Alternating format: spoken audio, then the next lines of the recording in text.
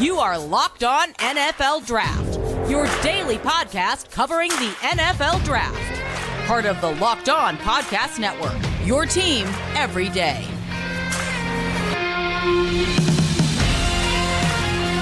What's up, Locked On family? Welcome back to the Locked On NFL Draft live stream. It is Saturday, which means it's college football. And you know what it is. It's your boy, Damian Parson, always on the ones and twos with my guy, my brother from TDN, from another mother, Keith Sanchez. You can find and follow us on Twitter at DP_NFL and at the Talent Code. Keith, happy Saturday. How we feeling, man?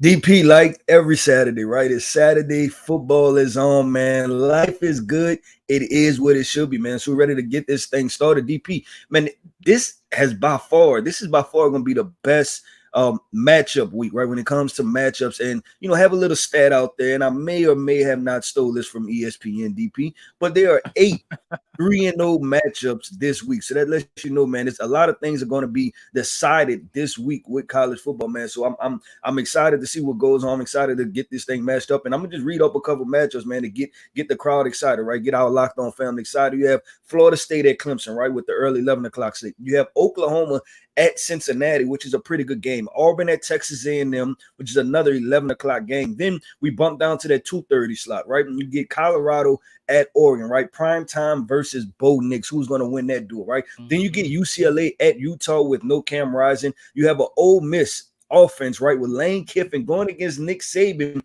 And DP, may this be the best opportunity that Lane Kiffin has to beat Nick Saban. Like they say, sometimes when you're down, you have to kick him a little bit, right? So do you take advantage of it, DP, and go ahead and beat Nick Saban? We will see, because that game is at home.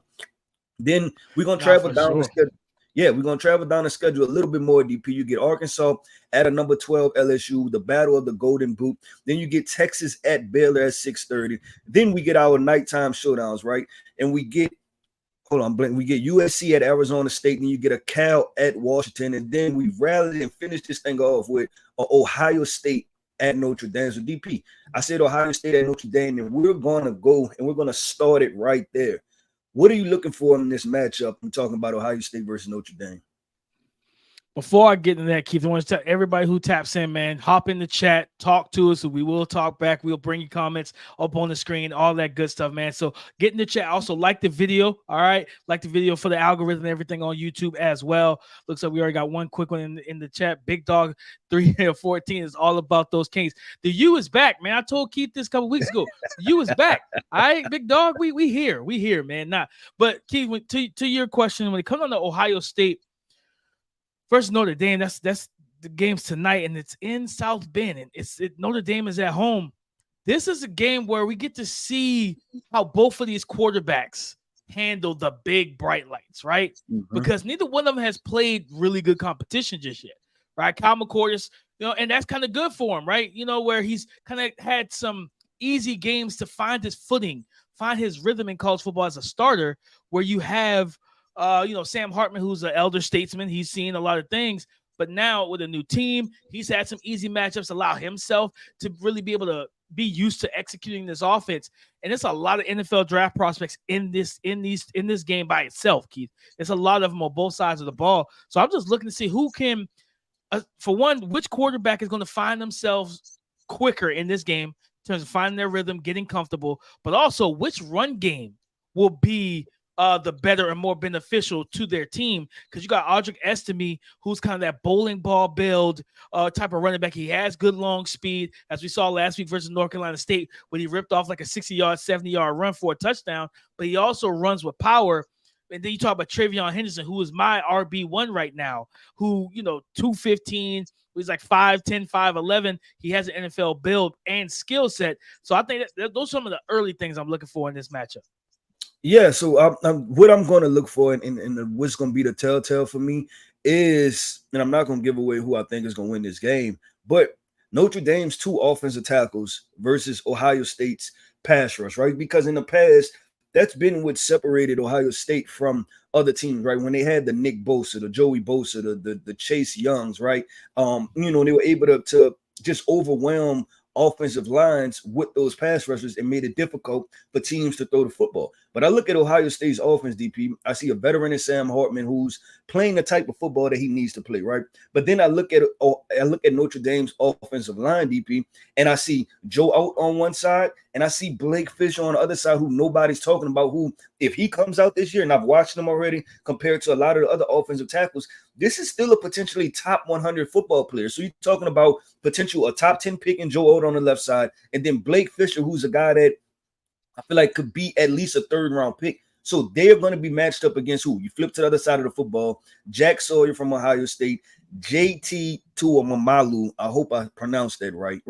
But these are two guys that both 5 stars, right? Both potential through the roof, through the ceiling. But thus far through the season, we haven't seen dominant play from either one, right? So I think that's going to favor Notre Dame. So that's definitely the matchup that I'm looking for. Is going to be in the trenches. I think this game, because neither one of these quarterbacks is, CJ Stroud or Justin Fields or, any of these quarterbacks is going to throw for 500 yards, right, and scramble for another 100. I'm not expecting those type of games. So it's going to be what offense can control the line of scrimmage, right, and then just play calling and decision making. So I'm definitely looking in the trenches for this game.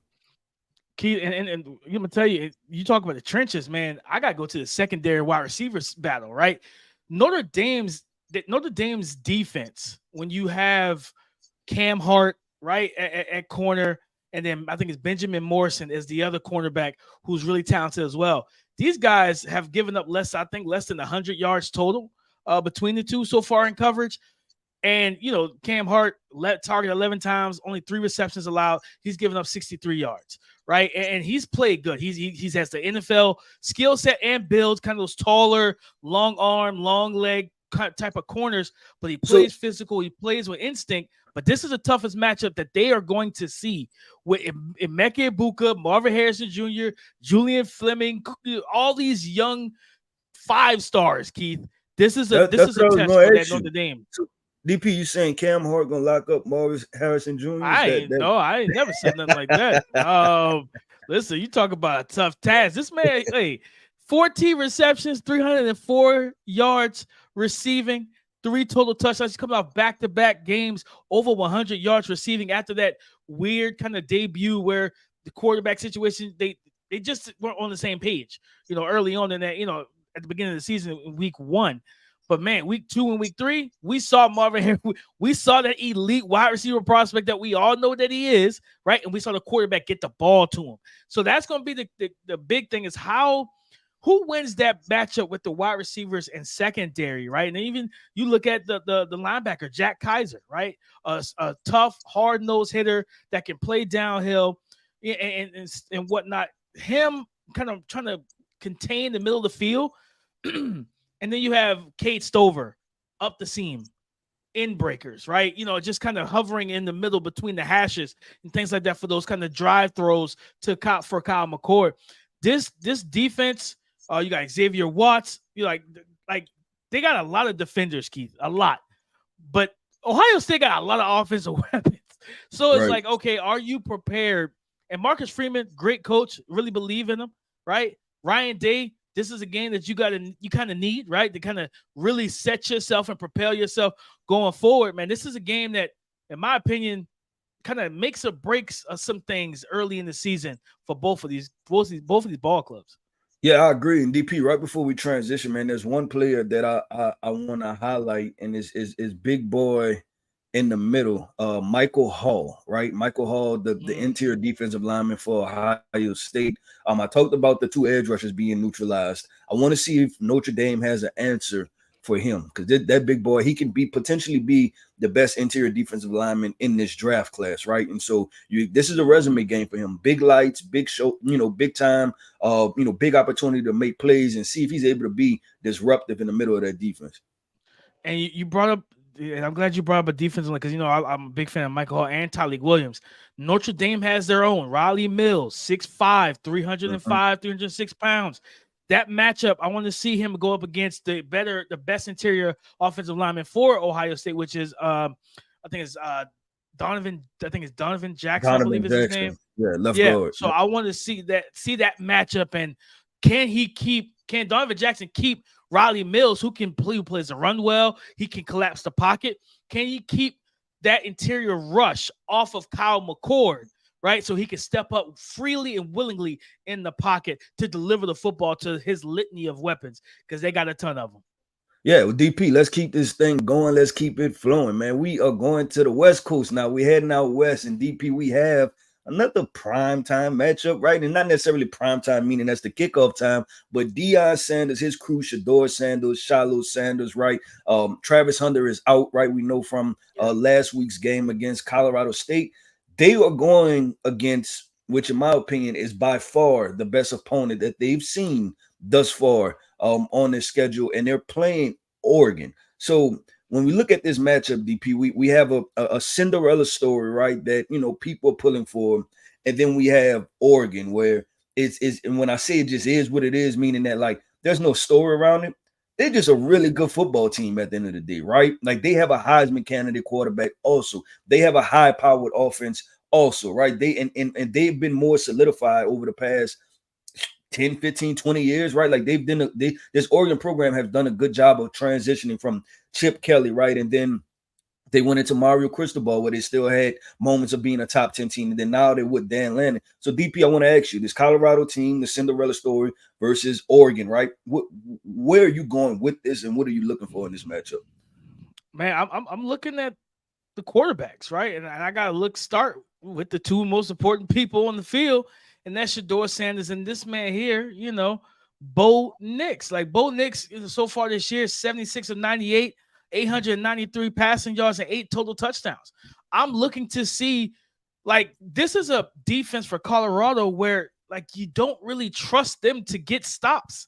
You know what I mean? Like, especially early in games. Now, this is a away game too. So it's not like, okay, late in the game, it's close. Like last week, you got your crowd to give you that extra energy. No, you're gonna have to get that energy yourself, because that crowd is going to be rooting for the offense that's on the field. So Bo Nix coming out and being able to kind of just control, and set everything up for his guys, right? And not only Bo Nix, but last week, Keith, Colorado struggled with Torrey, right? You know, the Torrey Horton, the wide receiver from Colorado State. Now they got to, flip a couple letters. Now you got Troy Franklin coming in, and you're coming into his house, 17 receptions on the season, 292 yards and 3 touchdowns. This guy's explosive. He's dynamic. He can really stretch the field. You had a hard time defending the mesh concept last week. I highly doubt Oregon doesn't throw that at you at some point today, right? I expect Oregon to throw that mesh concept at them, man. So I'm looking to see, especially without Travis Hunter, can you contain this man? Can you contain Troy Flick? Because if you can contain Troy, it can help you do your best to contain Bo Nix. Yeah, so I'm gonna go to in DP this, man. You look at the Oregon roster, right? And we say Troy Franklin, but what you realize in college football, because Colorado has an answer, like let's say if Travis Hunter was playing, right? Like it's like, okay, y'all have Troy Franklin, we have Travis Hunter, or even they have Kamani McLean, right? Who's another 5-star kid, highly talented kid, right? So you say that, it's like, okay, cool, we can match up that. But what makes teams great, right? The really good ones is the depth, right?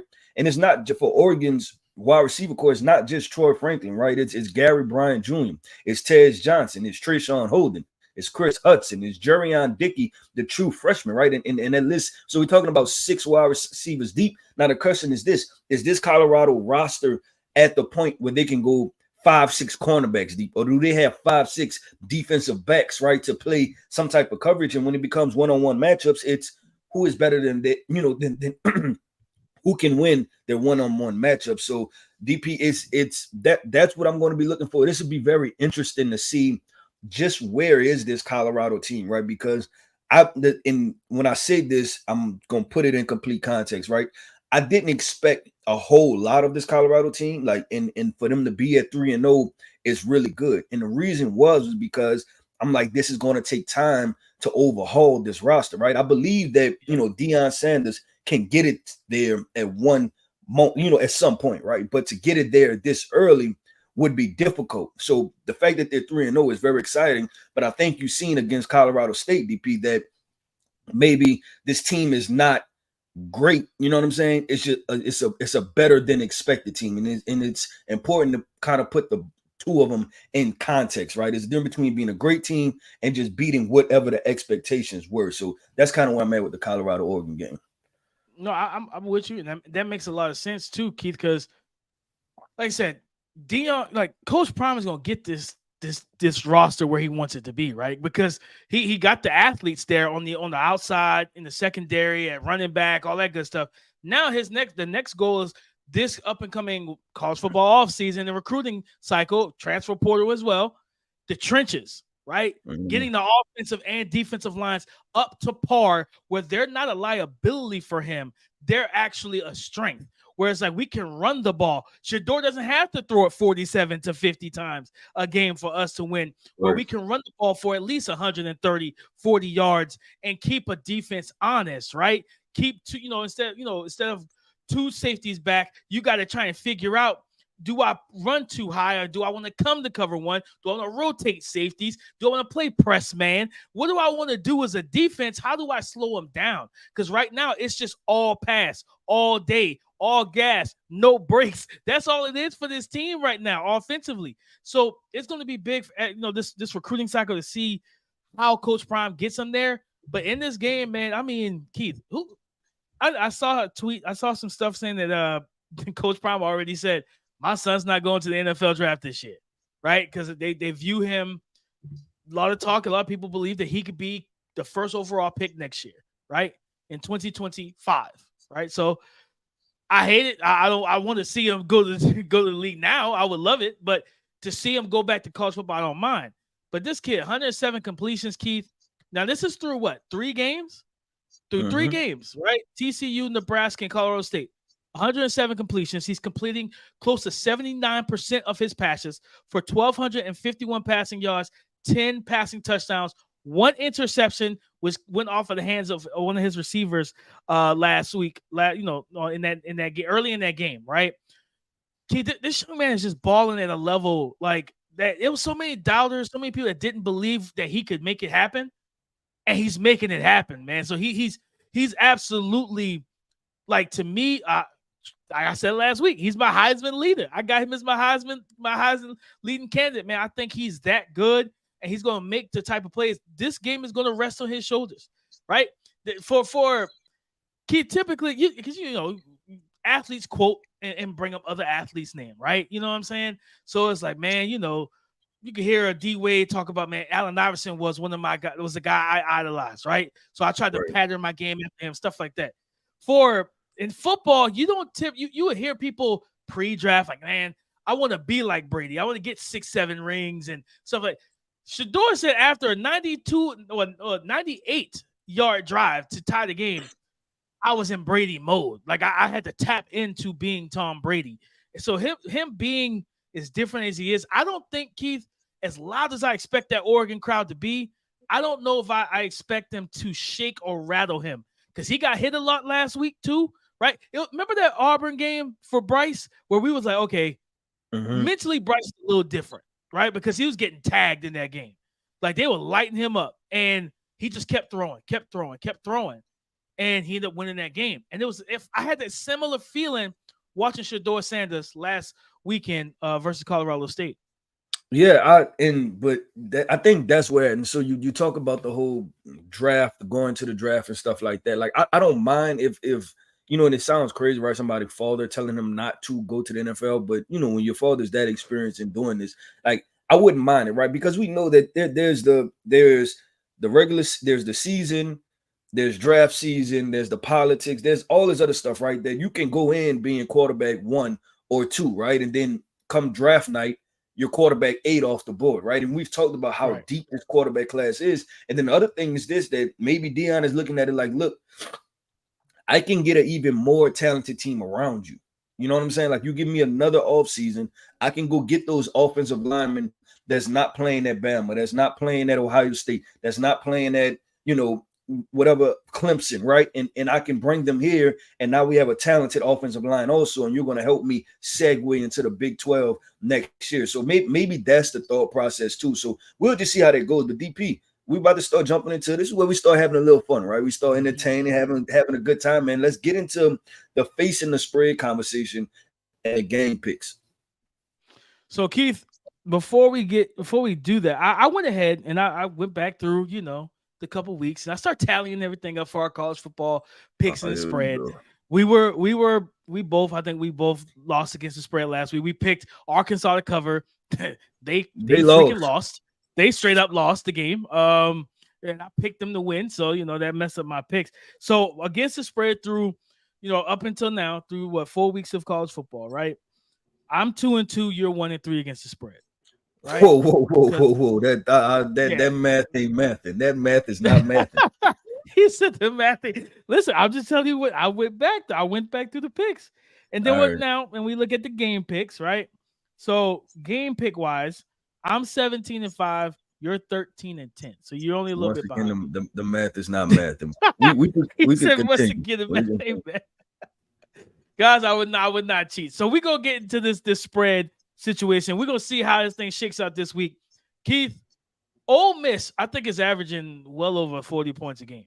Alabama doesn't have an actual quarterback, but our partners over at FanDuel Sportsbook have Alabama favored by a touchdown with Lane Kiffin, Jackson Dart, and that offense coming to town. Keith, Quishon Judkins, hopefully he's healthy to go ahead and play today as well. Keith, when you see this, what is your first thought when you see that Bama is the one favored by a whole touchdown? I actually don't mind it. I actually don't mind it at all. And I'm not picking Bama with the mind. I'm picking Ole Miss with the spread, right? But I would pick Alabama to win this football game. I think it's gonna be a close game. Okay. And I think that Alabama, they lost that game against Texas, right? With Jalen Milroe at quarterback. They lost that game against Texas, and that was a game that went into the fourth quarter. Now you ask me who's the more talented team, Texas or Ole Miss? Because you may compare them from a perspective of offensive scheme, right? The things they like to do. Both former head coaches are, they've worked under Nick Saban as offensive coordinators, right? And they understand off both high level offensive guys, right? And so I'm expecting obviously not similar plays, right? But it's a similar challenge. But I do think that the Texas team was more talented than what this Ole Miss team is.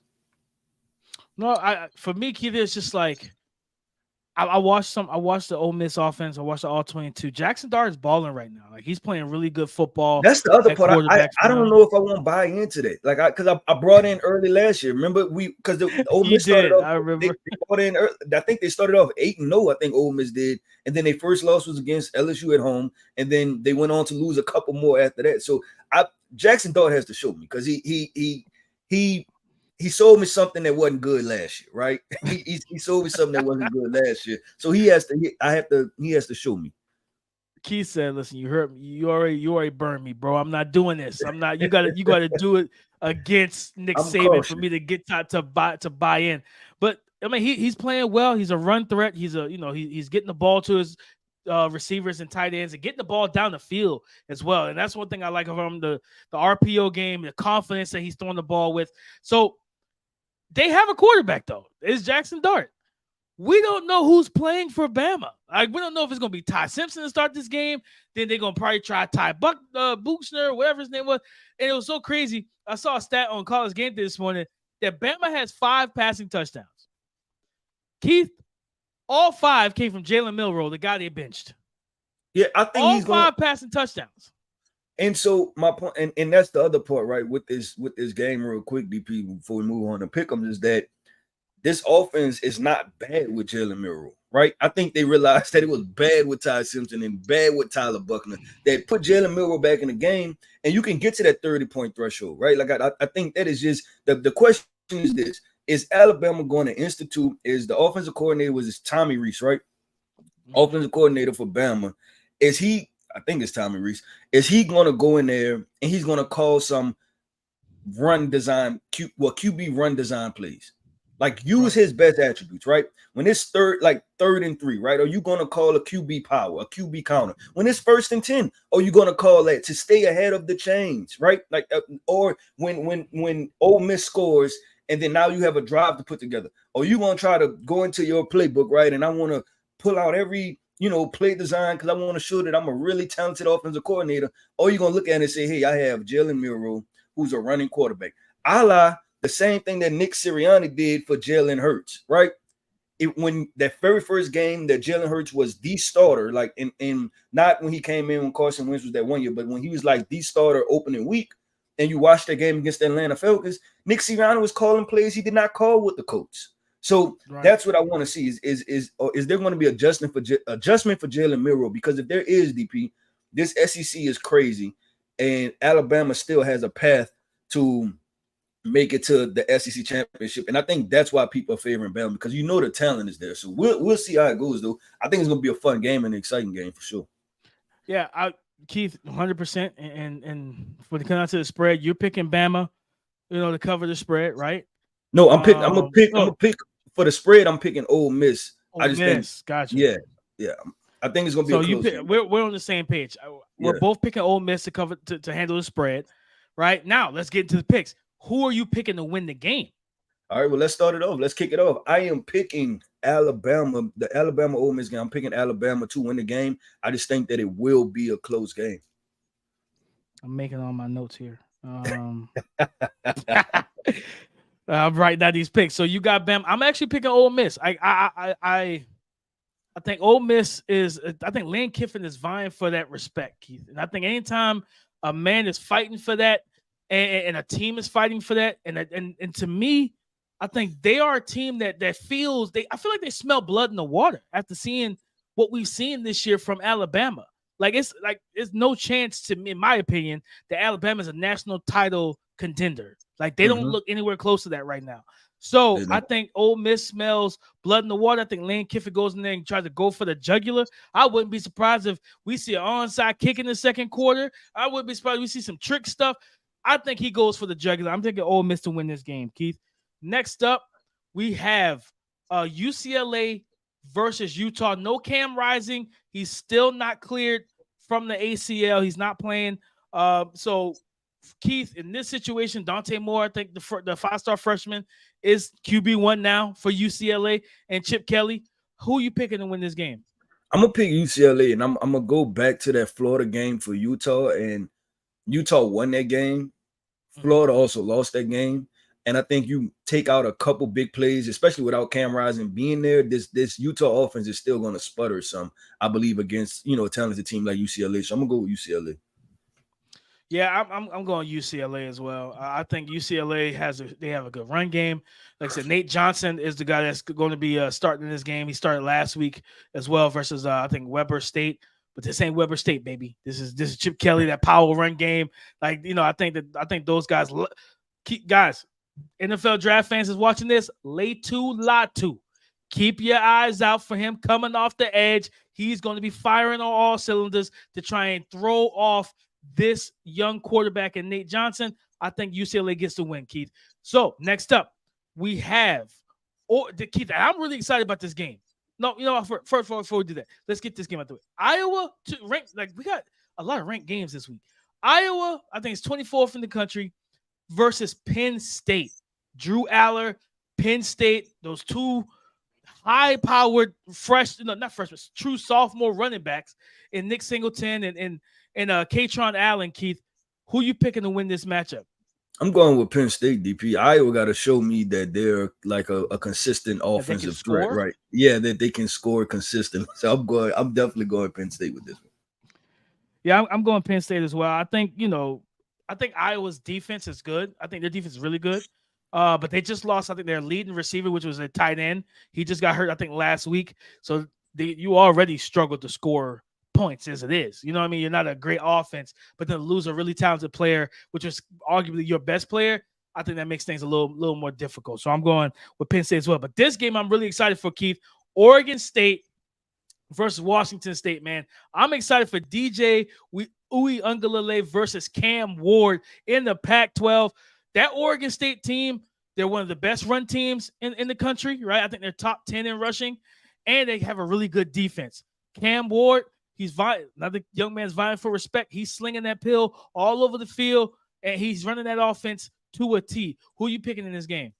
I'm gonna go Oregon State, DP, and I'm going Oregon State because I think they're the most balanced team. But then I think what Washington State is going to do is they're going to score points at such a high clip. They're going to force Oregon State to have to throw the football, and I think we see better versions of DJU today. This man, I'm tough because I like both of these quarterbacks too. I like both of these quarterbacks. DJU kind of, he had a little up and down game last week where I didn't kind of expect it, but I think he bounces back. The run game, the play action pass, and everything like that. Washington State, I think I can't remember if they play a 3-3-5 type of defense or not, but this ain't the type of run offense that you want to play that type of defense against. I'm going to go Oregon State as well. I'm going to go Oregon State as well in this one, Keith. Next up, we have Colorado versus Oregon. This is a game. I'm not gonna lie, Keith. I'm torn here. I'm struggling with this one. I'm struggling. I'm struggling. I'm not struggling. I'm going Oregon. Said, I'm not. I'm going Oregon. He said I'm going Oregon. Yeah, I'm just going Oregon, man. I'm going what I believe is the more talented team. Now we know there's so many different factors that goes into winning a football game, fumbles, turnovers, things like that. But if you ask me just to predict what team I feel like is going to win, I feel like Oregon is going to win this football game. I think there was the quote was circulating this week on social media from head coach Dan Lanning saying that made some comment about ESPN or YouTube views or YouTube videos don't win games. Yeah. And now he tried to walk it back. So I wasn't talking about Colorado. It was like, oh, of course, you want to kind of, I wasn't talking about them. I mean, I got them on the schedule this week. They clearly like to, they're clearly fueled off of negative comments that other coaches and everybody else say. Keith, I'm going upset in this situation, man. I'm going upset. I'm going Colorado. I think Colorado Oregon, win this. College football is going to be on fire. I just want you to know that. Colorado win this game. It is going crazy. And I want it. I want chaos. I want turmoil, Keith. All right. I want Colorado ranked top 10 next week. Now I'm picking Colorado. I think Oregon will play well, but I do think that they'll play a little tight at times just because it's a lot of eyes on this game, right? A lot of eyes because of everything that Colorado's done. I think Oregon could get a little tight in this game. I'm picking Colorado to win. Plus, I kept saying that. I think that SHEDEUR Sanders, he's my Heisman candidate right now. And Keith, there's no better way than to have your Heisman moment than knocking off number 10 team on the road in Oregon. So I'm picking Colorado in this game for the upset. Let's go SHEDEUR Brady. All right, let's go SHEDEUR Brady. Next up, Keith, we have, I think the last game, we have Ohio State, Notre Dame. Notre Dame's at home, 7:30 p.m. Eastern time kickoff. Keith, who you picking in this matchup? I'm picking Notre Dame, and I'm picking Notre Dame because I think they have the more trusting recipe. And I talked about Sam Hartman, really experienced. Kyle McCord is not that experienced, right? Run game, they've established that. Ohio State, I feel like they're still trying to figure out if they want to run the ball or do they want to feed their wide receivers. So I'm going Notre Dame on this. I'm expecting a good game. I just think Notre Dame is going to win. I just they have. This is a good matchup for Notre Dame, and that's why I talked about neutralizing their edge rushers, right? And then it's like, how do we figure out the back end and stop the wide receivers and then make Kyle McCord beat us? We've seen, this Ohio State offense struggle already this year. Sam Hartman looks like he's just hitting his stride as far as what he could potentially be in this Notre Dame offense. I just think the momentum is on their side. Like you said, Marcus Freeman, I'm buying into that. And this is about to shake up some stuff with Ohio State, with potentially with head coach Ryan Day, and that fan base is so tough. And it was just, I was listening to something they were talking about that, because the threshold for them is always like it's always national championship or bust, right? And you hear little rumblings, and if the fan base really appreciates Ryan Day or not, it's just one of those things. And I just think it's going to start that momentum. I'm not vying for it because I know how hard it is to win college football games, but I think this game starts that. And I think Notre Dame wins this game today. Because I'm going Ohio State. I think the more talented team is Ohio State, right? Tommy Eichenberg, Steele at linebacker. Talk about JT and Jack Sawyer, Ty Leak, Michael Hall, right? Denzel Burke in the secondary, Ransom, Latham at safety. They got a lot of players on defense. right, as well. But then on offense, of course, MHJ, Travion Henderson, Cade Stover, Julian Fleming, and Meke Buka. This offensive line just has to protect Kyle McCord. I think if they do that and if they can make this a shootout early, I think that they can take Notre Dame out of that kind of run-oriented offense with the play action and everything. Force, Sam Hartman have to throw the ball more times, just in this game. And he's veteran, but I think Ryan Day gets a big win, kind of silence. I think it's the opposite. He silences some of the haters until they play Michigan, and we see what happens in that particular game. Then the haters might come back all over again, right, and come for his job. But I think Ohio State wins this game. I think it's a really close game, but I think talent overtakes all. I'm picking the Buckeyes. Yeah, I can't be mad at you, right? Because we did talk about the more talented rosters, and I think this is gonna be fun. This is a game where coaching can downright play a part of it because the rosters are close enough. And like I said, I agree with you that I would give the lean towards Ohio State. I believe in what Marcus Freeman is doing right now, and I just think Notre Dame, like I said, I just feel that there's more momentum and energy in the air going into that situation with Ohio State. I just feel like they're still kind of unsure of themselves, like in a weird type of way, because this is the first time that they've been in this spot with the quarterback, in years, right? Like we're just kind of unsure of their quarterback. So this will be interesting. But DP, that wraps up, man. Saturday, right? We have I'm looking at it. We have 49 minutes to kick off, man. I'm about to go enjoy myself. Well, first, I'm going to get my workout in, man, because health is wealth. So go get your workout in, enjoy yourself, and then I'm going to kick back. I'm not going to have me a Mad Dog Russo type of day, right? But I'm going to just relax, man. I'm not doing that, DP. I'm going to drink some water, enjoy myself. But, man, y'all make sure, like we always say, man, y'all see our Twitter handles, man. You can find me at the Talent Code. You can find DP at DP_NFL, man. We're going to be watching college football today. Y'all make sure to tweet at us, talk to us, man. Like I said, I started the show off. We have 8 3-0 matchups this week, right? This Saturday, going down today. So there's a lot of good football on, a lot of talented football going on. So make sure y'all tap in, y'all talk to us, tweet at us, because we tweet back, man, and we will see y'all Monday morning.